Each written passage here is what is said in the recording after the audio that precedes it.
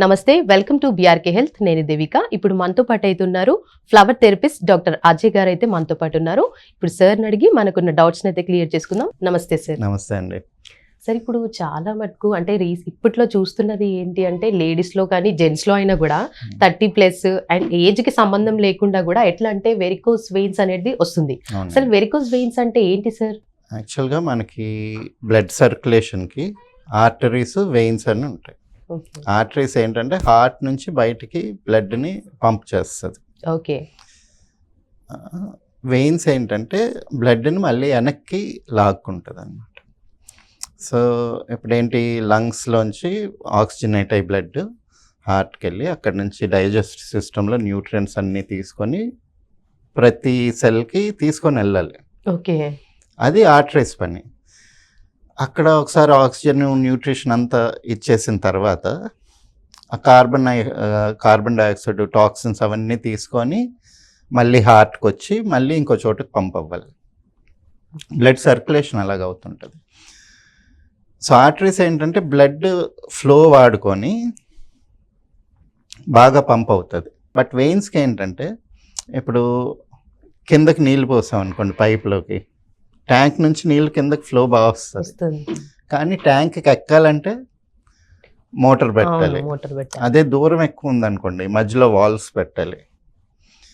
So అలాగే మన వెయిన్స్లో కూడా వాల్వ్స్ ఉంటాయి. అదేంటంటే బ్లడ్ హార్ట్ ఫంక్షనాలిటీ ఉన్నంత వరకు మెల్లిగా వస్తూ ఉంటుంది. ఈ వెయిన్స్ కూడా కొంచెం మూవ్ అయ్యి ఆ బ్లడ్ వెళ్ళిన దాన్ని మళ్ళీ హోల్డ్ చేస్తుంది కిందకి వెళ్ళిపోకుండా. అక్కడి నుంచి మళ్ళీ పైకి వెళ్తూ ఉంటుంది. సో ఈ మధ్య ఏమవుతుందంటే హార్ట్ ఫంక్షనాలిటీ సరిపోకో, కెపాసిటీ సరిపోకో, ఇంకా దేనివల్ల ఎస్పెషలీ లెగ్స్లో మనం ఎక్కువ చూస్తాం. కొన్ని రేర్ కేసెస్లో చేతుల్లో వాటిలో కూడా ఉంటుంది డిఫరెంట్ డిస్ఫంక్షన్స్ వల్ల. బేసికల్గా వెరికోస్ వెయిన్స్ ఏంటంటే ఈ వెయిన్స్లో ఉన్న వాల్వ్స్ ఏవైతే ఉంటాయో అవి పనిచేయడం మానేస్తాయి అన్నమాట. ఓకే.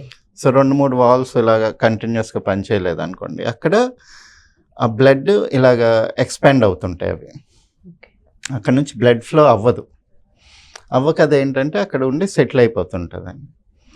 ఇనీషియల్గా పర్లేదు, కానీ కొంత స్టేజ్ దాటిన తర్వాత ఏంటంటే వెయిన్స్లోనే బ్లడ్ క్లాట్ అయిపోయి అక్కడే ఉండిపోవడం వల్ల, కదలిక లేకపోవడం వల్ల, దానికి ఆక్సిజన్ అందకపోవడం వల్ల అది అవసరం లేకుండా ఉండిపోతుంటుందండి.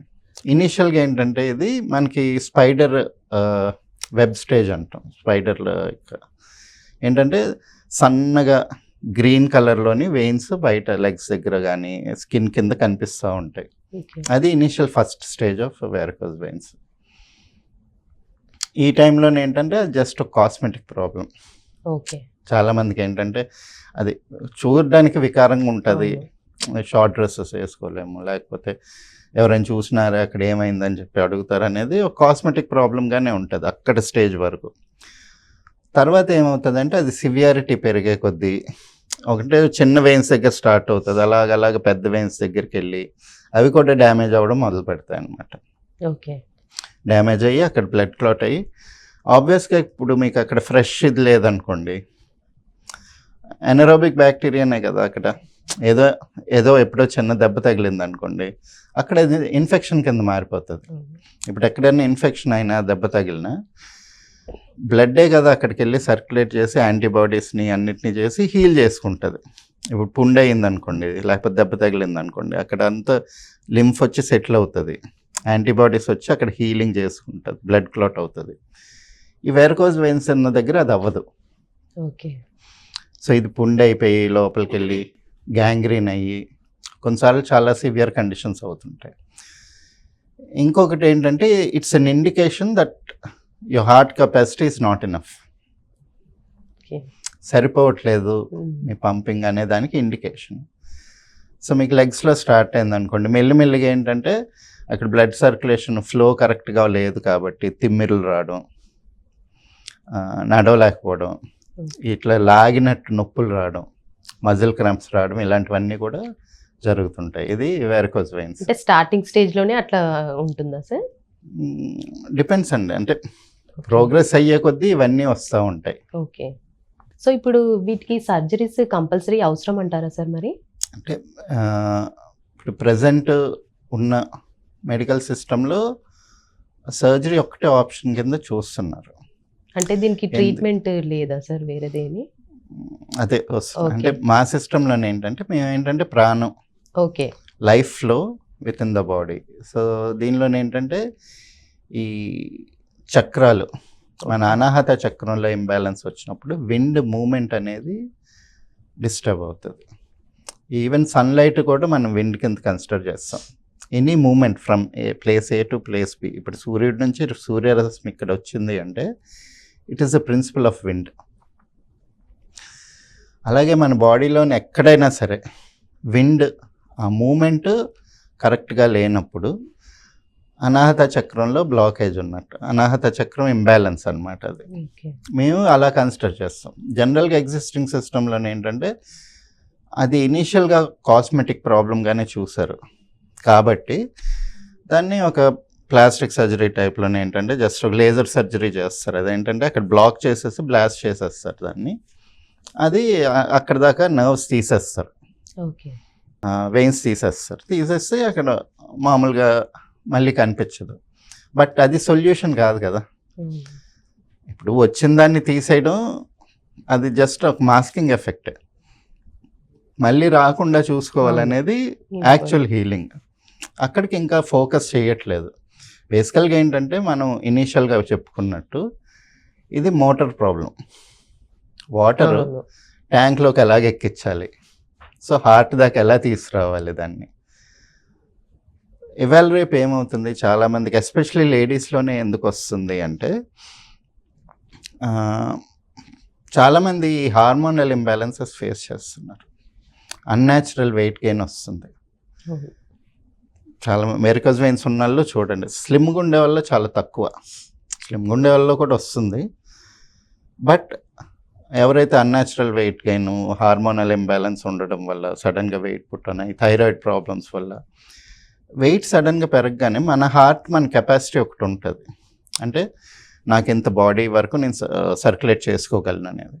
సడన్గా అది ఒక 50% పెరిగిపోయింది అనుకోండి, స్ట్రగుల్ అవుతుంది కదా. సో దీనికి బెస్ట్ సొల్యూషన్ ఏంటంటే exercises, cardiac exercises, cycling, jogging, swimming, లేకపోతే ఇంట్లోనైనా గుంజీలు తీయడం, క్రో వాకింగ్ చేయడం. రెండోది ఏంటంటే మనం కుర్చీల్లో కూర్చొని అసలు కింద కూర్చోవడం మానేసాం. ఈవెన్ టాయిలెట్కి వెళ్ళినా సరే వెస్ట్రన్ కమోడ్సే ఉంటున్నాయి. మనకి అంటే మన బాడీ టైప్ మ్యామల్స్ నుంచి వచ్చాం, ఇలా నుంచున్నాం. మిగిలిన మ్యామల్స్ అన్నీ స్ట్రైట్గా ఉంటాయి. So heart is design to function at this level, 4 కాళ్ళ మీద ఉన్నప్పుడు. అంటే ఇంతవరకే మనకి కెపాసిటీ ఉంటుంది, గ్రావిటీ. బట్ మనం దాన్ని డబల్ చేసాం by standing up. So heart capacity కూడా పెరగడానికి ఇంకా ఎవల్యూషన్ అంత టైం లేదు. సో ఎక్కువ కిందే కూర్చొని పని చేసుకునే వాళ్ళం ఇంతకు ముందంతా కూడా. మనకి కింద కంఫర్ట్ ఉంటుంది చాలామందికి, పైన కుర్చీల్లో కూర్చోడం కన్నా కింద పడుకొని కూర్చొని చేసుకున్నంత కంఫర్టబుల్గా కుర్చీల్లోనే ఎక్కడ చేసుకోలేము. సో ఎక్కువ కింద కూర్చుంటే మనకు ఆ ఫ్లెక్సిబిలిటీ అవన్నీ మెయింటైన్ అవుతాయి. సో స్క్వాటింగ్ ఇలాంటి ఎక్సర్సైజెస్ చేయాలి. ఇంకొకటి ప్రాణాయామం కానీ లేకపోతే ఏదన్నా చేసినప్పుడు మన అనాహత చక్రాన్ని ఫోకస్లో పెట్టుకోవాలి. మన అనాహత చక్రంలో ఉండే ఎనర్జీస్ని ఇంప్రూవ్ చేసుకుంటే ఈ వెరికోస్ వెయిన్స్ని మనం తగ్గించవచ్చు, రివర్స్ చేసుకోవచ్చు. మేము చేసాం అవి. ఓకే.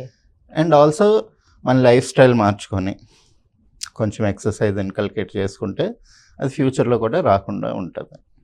ఓకే. సో ఇది సర్జరీ చేసుకుంటే ఏమైనా ప్రాబ్లమ్స్, లైక్ ఏదైనా డిసీజ్ ఉన్న వాళ్ళు సర్జరీస్ అట్లా చేయించుకోవచ్చా సార్? ఇది బేసిక్ లేజర్ సర్జరీ ఇలాంటివే చేస్తారండి. అంటే ఇంట్రూజివ్గా పెద్ద సర్జరీస్ ఏమి ఉండవు, అన్లెస్ అండ్ అంటే చాలా సివియర్ అయిపోయి గ్యాంగ్రీనస్ అయ్యి ఇన్ఫెక్షన్స్ అవుతుంటే ఓకే అప్పుడు కొంచెం పెద్ద సర్జరీ ఉంటుంది. కానీ ఈ వీటికన్నిటికీ ఏంటంటే లేజర్తో బ్లాస్ట్ చేయడం కానీ లేకపోతే హీట్తో సియర్ చేయడం కానీ, అంటే అక్కడ బేసికల్గా ఇన్ఫెక్షన్ అవ్వకుండా అక్కడ ఉన్నంత వరకు ఇవి వెయిన్స్ తీసేస్తారు. దాంతోనే తగ్గిపోతుంది. పెద్ద కాంప్లికేటెడ్ ప్రొసీజర్స్ కాదు ఇవి. ఓకే. ఇఫ్ అంటే like surgery if in case చేయించుకుంటే లైక్ ఎన్ని డేస్లో క్యూర్ అవుతుంది సార్? అది క్యూర్, అదే చెప్పాం కదా, సర్జరీ అనేది వాళ్ళకి క్యూర్ కాదు. ఓకే. అక్కడ ఉన్నదాన్ని ఒక కాస్మెటిక్ ఇష్యూని క్లియర్ చేస్తున్నారు. ఇప్పుడు ఏదో మచ్చలు ఉన్నాయి, లేజర్ సర్జరీ చేస్తున్నారు కదా, అవును. ఎన్ని రోజుల్లో క్యూర్ అవుతుంది? అది క్యూర్ కాదు, ఆ టైంకి అది తీసేస్తారు, మళ్ళీ వచ్చే Okay, ఛాన్సెస్ okay. ఉంటాయి. ఓకే, సో సర్జరీ అనేది అది. బట్ కంప్లీట్ క్యూర్ కావాలంటే మన ఆ ఎనర్జీస్ని అనాహత చక్రాన్ని స్టిమ్యులేట్ చేసుకోవాలి, మన హార్ట్ కెపాసిటీ పెంచుకోవాలి, ఓకే, దాని ద్వారా మనం తగ్గించుకోవచ్చు. రైట్. చూసారు కదండి, వెరికోస్ వెయిన్స్ అంటే చాలా మందికి తెలీదు. ఇఫ్ అది వస్తే ఎలాంటి జాగ్రత్తలు తీసుకోవాలి, ఎలాంటి ప్రాణాయామాలు చేయాలి, లైక్ ఏంటి, దానికోసం అయితే చాలా చక్కగా అయితే సార్ అయితే వివరించి చెప్పారు. Thank you so much sir.